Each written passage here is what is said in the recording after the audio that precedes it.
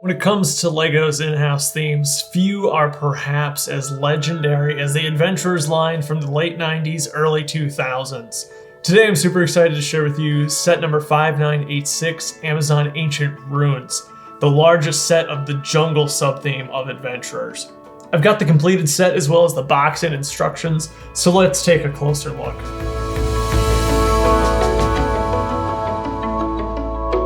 The set was originally released in 1999 with 453 pieces for $80 in the US. It features a total of 8 minifigures, 2 of which are skeletons. The other 6 are named characters, which we'll take a closer look at right away. First up, we have Johnny Thunder, our hero. His figure design remains virtually unchanged throughout all the Adventurers sub-themes, and I think that's okay. There are a few figures quite as iconic as Johnny Thunder himself, so it makes sense that he retains that same costume. In this set, he features a treasure map and a chrome-plated knife. Next up is Dr. Charles Lightning. Another figure hasn't changed much since the first desert sub-theme of Adventurers. The one thing that does make this figure a little extra special is the backpack.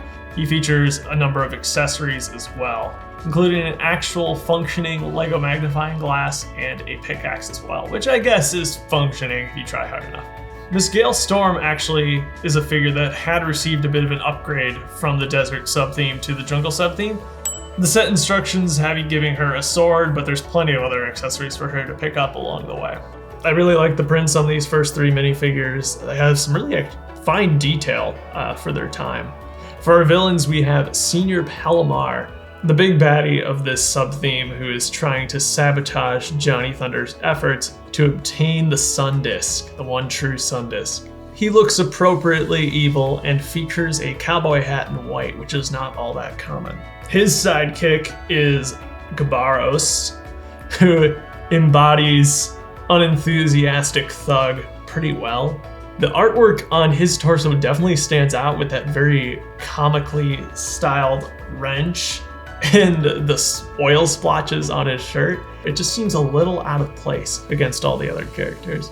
But if there's a figure that stands out in all the right ways, that is Achu himself. Compared to the other figures, his value stands out as well, as a new version of this figure can easily set you back $45, and a used one is worth $30. I am quite fortunate that he is in great used condition in this case. Such incredible detail, so colorful, vibrant. In his hands, he has the other chrome knife from the set, and he's got the one true Sun Disk, which is itself a very, very cool piece. This piece comes in a great number of the jungle sub-theme sets. However, it still goes for $3 used, just because it is such a cool piece done in chrome. Along with these 6 minifigures, there's also 2 floppy arm skeletons, a welcome addition to any set. The set includes 2 side builds, both vehicles, one for our heroes, the other for our villains. The car is largely unremarkable for the Adventurers themes. It seems like most every one of these sets, especially within the jungle sub-theme, comes with some sort of variant of this car. I do believe this is the best looking of the bunch. The one nice thing about all these cars is that they come with this very specialized piece, which allows 2 minifigures to sit in the vehicle quite comfortably. Another unique part of this vehicle in particular is the use of trans neon orange headlight bricks to represent a very hot engine. This piece is actually pretty rare, only being included in 4 other sets. I do like the printed elements on this as well, the windshield especially, with the wipers and the dust, the bullet hole, and we've got a printed license plate there too. The villain vehicle, though I imagine both of these are interchangeable for either side, is a bit more interesting. Not in terms of design, it's really quite lackluster there, but this boat piece, it's easy to mistake this for the smaller variant of this, but this is actually a much larger boat piece than its more common counterpart. In fact, this piece in this color is exclusive to this set. In total, this larger boat, which is 18 by 8 studs, is included in 5 other sets. All 6 sets in which this comes in, including this one, presents it in a new unique color. So brown is by far the most versatile of the colors. So I'm happy to have my hands on this one in particular. But this piece goes for quite a bit of money, at least $15 used, just because it is so rare. The one thing I really don't like about it is it's kind of fragile. I can bend it ever so slightly on the sides, and if I go too far, it makes a horrible cracking noise, so I'm not going to do that. But of course, the most impressive part of this build is the temple itself, built up on this 48 by 32 raised base plate. And I do need to highlight the raised base plate because it is probably one of the most valuable base plates that exists. This thing, noticeably damaged, will set you back $45 if you want to get your hands on it. One in good condition like this is more like $50 to $60. I like the design around the sides as well. It perfectly fits the vibe and it's nice and vibrant. On the front side of the river, we have two separate areas. We have the staging campsite area for our heroes, which features a few accessories, one of which is this pot in gray, actually exclusive to this set and one of the rarest elements in this set. This was the piece that surprised me the most, but it's very difficult to get your hands on. Of course, this piece will never be produced again because old gray is a long since retired color. The palm tree here is actually constructed using only 3 pieces: the trunk, leaves, and then a 2x2 round plate to hold it all together. This is a serious downgrade from the posable little flower pot-like pieces that usually construct palm trees. And while I appreciate this because it's a lot harder piece to break, there's something very un-Lego about it. Interestingly, the trunk piece was actually produced as recently as 2009, and the leaves were produced up until 2004. Far longer than I thought either of those elements would have survived. On the other side is a little bit of a trap. While that ruby up top sure seems tempting, going for it will get you maybe knocked into the pit. The hinges aren't as great as they used to be. I'm not sure if there's any way I can improve that. But on the back is a little chest with 4 coins.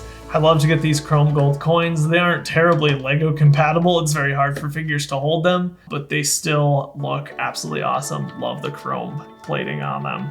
We haven't even got to the temple yet and things are already dangerous. In order to get to the temple, you gotta make it across this bridge or fall into the crocodile-infested river. As used several times across this set, this 1x1 yellow cylinder brick kind of warns you of trouble.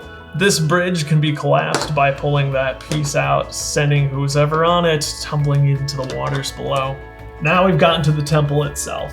My first impressions of seeing this thing all built up were wow. I love the colors. It would be so easy to have gone for some sort of gray palette here, but they give us all the classic Lego colors: blue, yellow, red. Mixed in with some gray, yes, but I love how this thing pops so much. If some sort of temple were to be made like this today, of course it would substitute all these colors for probably some grays. But I really love the bold, playful color choice here.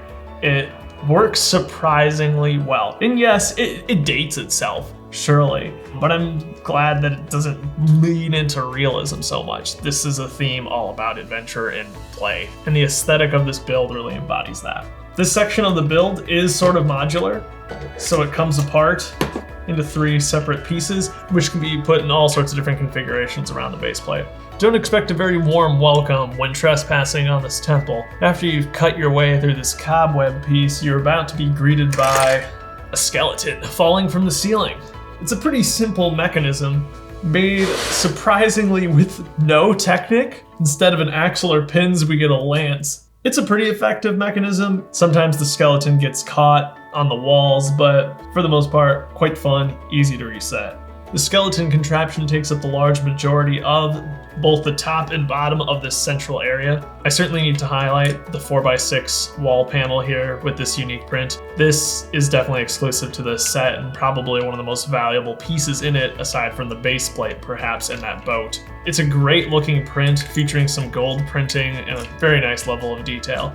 It's appropriately placed at the top center of this build. We also get one of these vine rope pieces, which are awesome to see. I didn't realize that they were introduced this early, back in the 90s already. We have skulls built into the decoration of this, which you don't see a lot even today from Lego, so that's awesome. At the top is a Chew's throne. Of course, he can't exactly sit in there with that cape. It's hard for him to stand too when he's holding accessories because his arms are in the fire. But I mean, as a vantage point and look out for your kingdom, it's a good spot. It's probably just not the most well executed part of the build. The leftmost module features a skeleton on the bottom who apparently attempted to get that tempting ruby right there. Not sure what happened to him, but it doesn't look good. The upper portion of this module is perhaps the most pleasant, as it's the only place that at the very least doesn't suggest it's trying to kill you. There's this feathered spear which comes with 2 of these clip feather elements, both pretty rare, unique to this sub-theme outside the blue one, which is also included with the Harry Potter winged pea set, of course. On the outside, one of these awesome plant pieces, still worth about 75 cents on Bricklink, and a spider as well. This set is no shortage of animals and accessories, which is great to see. The opposite side is a little more perilous. If you're bold enough to try to steal the ruby here, you're going to end up with some spears in your face. Moral of the story is, if it looks too good to be true, it probably is. There's these 1x2x5 bricks in light gray, which feature a printed minifigure on there. I love how they blend into the grass too. The printing goes right up to the edge, which is really great to see. Again, so much detail, so many different colors. The printing is really crisp and vibrant. Exclusive to this set are these 1x8 bricks in gray. The printing on these looks fantastic as well, and these bricks are really versatile. It's kind of a pity that it uses old gray rather than new gray, but this is something I could definitely see myself using in a future mock. But for the main model, that's it. It's pretty small, especially when contrasted with the size of the base plate, which is 3 times as large. I'm glad it at least gets some height, but again, even the height is kind of dwarfed by just the sheer scale of the base plate. I still think it's a plenty worthy flagship set, but when it comes to size, I think we do have to talk about the original retail price of the set, which was $80 in 1999. For 453 pieces, that's already a pretty bad price per part ratio in 1999. Granted, you get some really big elements, like obviously the base plate, the bridge, the palm tree, and the boat come to mind. But adjusted for inflation, we're looking at more $130 today, which is an even harder pill to swallow with those big pieces. Regardless, there's no way you're gonna get this thing for $80 or $130 anyway. It's much more expensive than that. In fact, I believe there's only 2 copies of the set left on Bricklink. The one in the US is well over $300. If you are looking to get your hands on this set, I would recommend looking elsewhere. They go for about $150 to $200 on eBay. I found mine for under $150 on Facebook Marketplace. I do have the box here as well. As you can see, it's a big one. It has to be to fit that massive base plate inside. They've used these spacious sides to show some vignettes of the characters interacting, which I really do enjoy. They're all unique and really well set up, especially this one on the bottom, which shows Johnny Thunder and Dr. Charles Lightning walking away with all the loot while the baddies are all tied up by a chew with some vines. On the inside, we actually have a tab telling the story. The adventure continues. Deep in the jungle, the adventurers search for treasure in the ancient ruins. But where there is treasure, there is also danger. Spiders, traps, and villains. Only you, the Lego Maniac, can help Johnny Thunder succeed in his greatest adventure ever. There's also some different layout ideas listed on the bottom where you can move those modules around. Great for inspiration. The box features some alternate builds too, some which are quite crazy, very different. I love the houseboat. That's pretty cool with the skeletons sticking out. There is lots of fun to be had with this set, and I love that LEGO really encourages you to take it apart and build whatever you want to create your own adventure with it. There are plenty of great pieces here, not too many. 453 only gets you so far, but this base plate and additions from your own collection could create quite the setup. I've got the instructions too, missing the front page. They're pretty standard as far as instructions go, but I do appreciate the jungle theming throughout with the green pages and such.